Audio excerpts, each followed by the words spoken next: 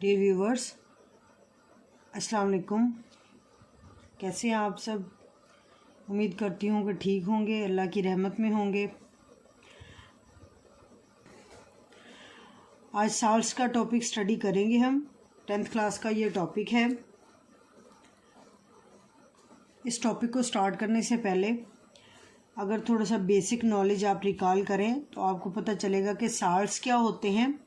नमकियात, जितनी भी किस्म के नमकियात हैं उनको साल्ट्स बोला जाता है। बहुत ज़्यादा ये इस्तेमाल होते हैं हमारी लाइफ में। खाने में हम नमक डालते हैं, वो भी सॉल्ट है। डिटर्जेंट्स में सॉल्ट्स यूज़ हो रहे होते हैं। जो हम मेडिसिन्स ले रहे हैं उनमें सॉल्ट्स का बहुत ज़्यादा मेजर यूज़ है। इसी तरह से घरों में जितनी भी किस्म का प्रोसेस्ड फूड आता है उसमें भी किसी ना किसी तरह से सॉल्ट्स इन्वॉल्व होते हैं। तो सॉल्ट्स का बहुत मेजर रोल है हमारी लाइफ के किसी भी हिस्से में। ये बहुत अहम किरदार अदा करते हैं। तो आज हम सॉल्ट्स के बारे में पढ़ेंगे। यहाँ पर हम देखेंगे कि सॉल्ट्स होते क्या हैं, ये बनते कैसे हैं, और साथ ही साथ हम इनकी कुछ जनरल प्रॉपर्टीज़ को भी डिस्कस करेंगे। सबसे पहले इनकी डेफिनेशन की बात करते हैं। तो सॉल्ट्स जो होते हैं ये एसिड और बेस की न्यूट्रलाइजेशन रिएक्शन से बनते हैं। एसिड और बेस के बारे में हमने प्रीवियस लेक्चर्स में पढ़ा है कि जब एसिड और बेस ये दोनों रिएक्ट करते हैं तो इसके रिज़ल्ट के तौर पे सॉल्ट और वाटर बनते हैं और इस रिएक्शन को न्यूट्रलाइजेशन रिएक्शन कहते हैं। फॉर एग्जांपल, ये हाइड्रोक्लोरिक एसिड एक एसिड है, ये रिएक्ट करता है बेस के साथ। सोडियम हाइड्रोक्साइड ये एक बेस है।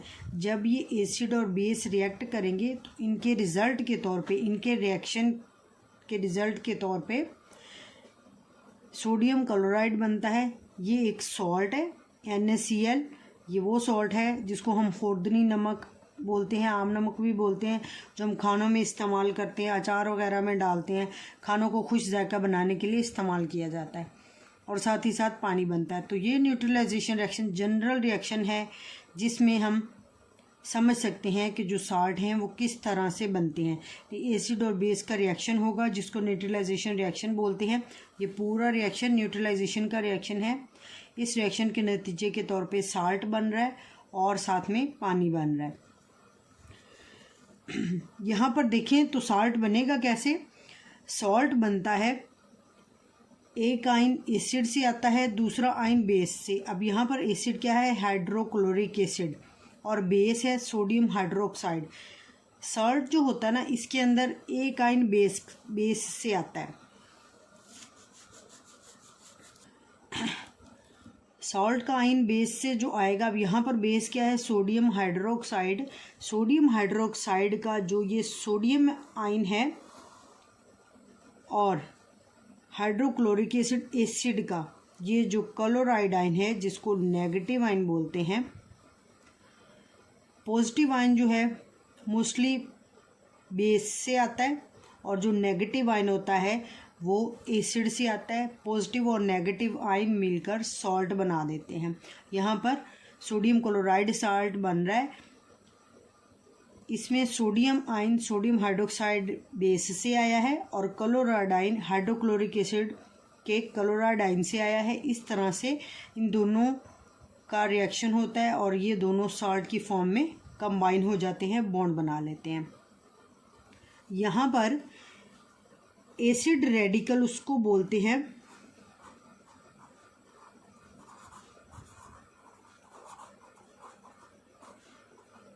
जो आयन एसिड से आता है उसको एसिड रेडिकल बोलेंगे। अब यहाँ पर एसिड से आने वाला जो नेगेटिव आयन है वो क्लोराइड आयन है, तो यहाँ पर एसिड रेडिकल जो है वो क्लोराइड आयन है। और अगर बेस रेडिकल की बात करें तो बेस से सॉल्ट के अंदर जो आयन आता है उसको बेस रेडिकल बोलते हैं। और यहाँ पर इस एग्जाम्पल में देखें तो बेस में सोडियम हाइड्रोक्साइड बेस है। इस बेस से ये जो आयन निकल रहा है सोडियम, ये सॉल्ट में जा रहा है, तो यहाँ से सोडियम आयन गया है तो इस आयन को हम बेसिक रेडिकल या बेस का रेडिकल बोलेंगे। इस एग्जाम्पल में जो बेस का रेडिकल है वो सोडियम आयन है, यानी कि जो कैटाइन हो रहा है, यानी कि कैटाइन बेस से आ रहा है, एनाइन एसिड से आ रहा है। कैटाइन पॉजिटिव आयन को बोलते हैं और एनाइन नेगेटिव आयन को। अब कुछ एग्जांपल्स देखते हैं कि कौन सी मेटल एसिड के साथ मिलके किस तरह का साल्ट बनाएगी। अगर बात करें सोडियम और पोटाशियम मेटल की, सोडियम को Na लिखते हैं, पोटाशियम को K से लिखते हैं, ये इनके सिंबल्स हैं। ये एसिड के साथ रिएक्ट करें जैसे कि हाइड्रोक्लोरिक एसिड, और पोटाशियम रिएक्ट करे नाइट्रिक एसिड के साथ। सोडियम का इससे जब रिएक्शन होगा तो सोडियम हाइड्रोजन की जगह ले लेता है, तो ये बन जाता है सोडियम क्लोराइड सॉल्ट। पोटाशियम जब नाइट्रिक एसिड के साथ रिएक्शन करता है तो पोटाशियम हाइड्रोजन को रिप्लेस करता है और ये साल्ट बन जाता है पोटाशियम नाइट्रेट। जिंक की मेटल जब रिएक्शन करती है एसिड के साथ, यहाँ पर एसिड सल्फ्यूरिक एसिड है तो ये बनाएगी जिंक सल्फेट। कैल्शियम जब फॉस्फोरिक एसिड के साथ रिएक्ट करता है तो ये कैल्शियम फॉस्फेट बना देता है, ये भी एक साल्ट है।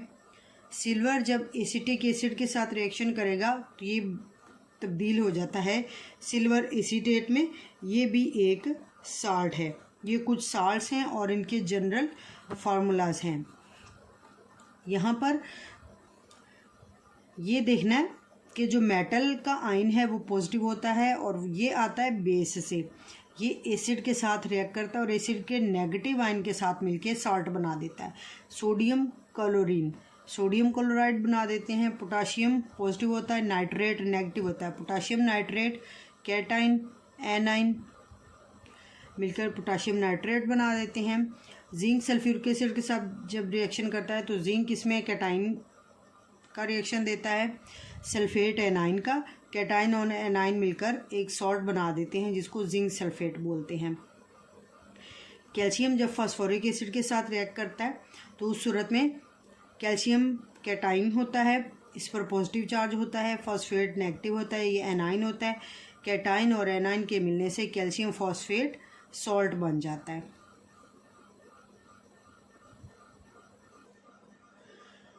साल्ट्स की कुछ जनरल प्रॉपर्टीज़, मखसूस खुसूसियात देखते हैं कि क्या खुसूसियात ज़ाहिर करते हैं। तो सबसे पहली खुसूसियत इनकी पहली प्रॉपर्टी ये है कि ionic compound formed in crystalline form. Salt जो होते हैं ये आयन से बनते हैं, इसलिए सॉल्ट्स को आयनिक कंपाउंड कहा जाता है। ये आयनिक कंपाउंड हमेशा आपको क्रिस्टल फॉर्म में मिलेंगे। अब क्रिस्टल बोलते हैं कलमों को, कलमों की सूरत में।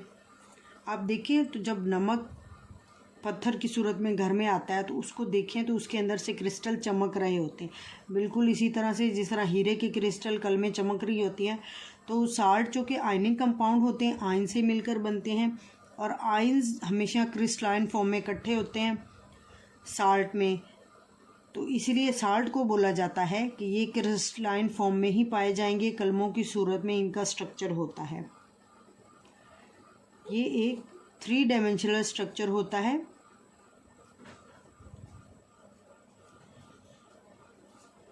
सहतरफी स्ट्रक्चर बोलते हैं इसको। इनकी साख जो सहतरफी होती है, यानी ये हर तरफ इनके एटम 3 डायमेंशन में तरतीब पाए होते हैं। सॉल्ट्स के मेल्टिंग एंड बॉइलिंग पॉइंट्स बहुत ज़्यादा हाई होते हैं, बहुत ज़्यादा होते हैं। इसकी वजह क्या है? इसकी वजह है साल्ट में पाए जाने वाले कैटाइन्स एंड एनाइंस इंटरेक्शन। साल्ट बनते हैं कैटाइन यानी कि पॉजिटिव आयन और एनाइन यानी कि नेगेटिव आयन के मिलने से। पॉजिटिव और नेगेटिव आयन जब मिलते हैं ना तो इनके दरमियान इलेक्ट्रोस्टैटिक फोर्स ऑफ अट्रैक्शन यानी वो फोर्स, वो ताकत जो इनको बाहम जोड़े रखती है बहुत मजबूत होती है। तो इनकी इंटरेक्ट के आयन के दरमियान इतनी मजबूत फोर्स होने की वजह से सॉल्ट ना इजीली मेल्ट होते हैं ना ही बॉयल होते हैं, इसलिए इनके मेल्टिंग और बॉइलिंग पॉइंट बहुत ज़्यादा होते हैं। ये बहुत टाइम लेते हैं बॉयल होने में और मेल्ट होने में। प्रॉपर्टी ये है। अगली खुसूसियत ये है कि इनमें वाटर ऑफ क्रिस्टलाइजेशन पाया जाता है। सॉल्ट बने होते हैं क्रिस्टल्स के, कलमों के बने होते हैं और इन कलमों के अंदर पानी लाजमी मौजूद होता है। उनको मखसूस शक्ल देने के लिए पानी के मालिक्यूल मौजूद होते हैं और पानी के इन मालिक्यूल्स को सॉल्ट्स का वाटर ऑफ क्रिस्टलाइजेशन बोला जाता है। वाटर ऑफ क्रिस्टलाइजेशन को सॉल्ट के फार्मूले में लाजमी लिखा जाता है और इसको इस तरह से पढ़ते हैं। ये एक सॉल्ट की एग्जांपल है, कॉपर सल्फेट पेंटाहाइड्रेटेड। पेंटा 5 के लिए इस्तेमाल हो रहा है। कॉपर सल्फेट में 5 वाटर ऑफ क्रिस्टलाइजेशन के मॉलिक्यूल्स मौजूद हैं, इसलिए इसके फार्मूले में हम .5H2O लिखेंगे। कैल्शियम सल्फेट में 2 वाटर ऑफ क्रिस्टलाइजेशन के मॉलिक्यूल मौजूद हैं, इसलिए हम इसको डाईहाइड्रेट लिखेंगे। इस तरह से वाटर ऑफ क्रिस्टलाइजेशन को केमिकल फार्मूले में, सॉल्ट के केमिकल फार्मूले में लिखना ज़रूरी होता है। इनकी जो लास्ट प्रॉपर्टी है वो ये है कि सॉल्ट्स न्यूट्रल होते हैं। इनके न्यूट्रल होने की वजह इनके अंदर मौजूद पॉजिटिव और नेगेटिव आयन की तादाद नहीं बल्कि पॉजिटिव और नेगेटिव चार्जेस की तादाद का बराबर होना है। इसको ऐसे समझते हैं कि 3 एग्जांपल हैं यहाँ पर। सबसे पहली एग्जांपल है कॉपर सल्फेट। कॉपर सल्फेट में कॉपर पर +2 चार्ज होता है, सल्फेट पर -2। +2 और -2 एक दूसरे के असर को ख़त्म करते हुए ओवरऑल चार्ज को 0 कर देते हैं। इस तरह से कॉपर सल्फेट का जो साल्ट है ये न्यूट्रल हो जाता है। यहाँ पर देखें तो कॉपर की तादाद भी 1 है, कैटाइन 1 है, एनाइन भी 1 है। इस साल्ट में देखिए सोडियम फॉस्फेट, यहाँ पर सोडियम के ऊपर +3 चार्ज होता है, फॉस्फेट के ऊपर -3। +3 -3 कैंसिल करते हुए ओवरऑल चार्ज 0 हो जाता है। इस तरह से सोडियम फॉस्फेट जो है ये न्यूट्रल हो जाता है। लेकिन यहाँ पर देखिए सोडियम फॉस्फेट में सोडियम के 3 आयन है, फॉस्फेट का 1 आयन है। आयन की तादाद बराबर नहीं है, लेकिन चार्जेस जो हैं बराबर होने की वजह से एक दूसरे के असर को ख़त्म करते हैं और ओवरऑल साल्ट जो है वो न्यूट्रल बन जाता है। कैल्शियम फॉस्फेट के साथ भी यही केस है कि कैल्शियम पर चार्ज +2 होता है, 3 है तो +6 हो जाएगा। फॉस्फेट पर -3 होता है, 2 फॉस्फेट हैं तो -6 हो जाएगा। ओवरऑल चार्ज, दोनों के ओवरऑल चार्जेस एक दूसरे के असर को ख़त्म करके इस साल्ट को न्यूट्रल बना देते हैं। आज का लेक्चर ख़त्म हो गया यहाँ पर। न्यू व्यूवर्स, अल्केमिस्ट ऑनलाइन को सब्सक्राइब करना मत भूलें। अपना और अपने प्यारों का ख़ास ख्याल रखें। अल्लाह हाफिज़।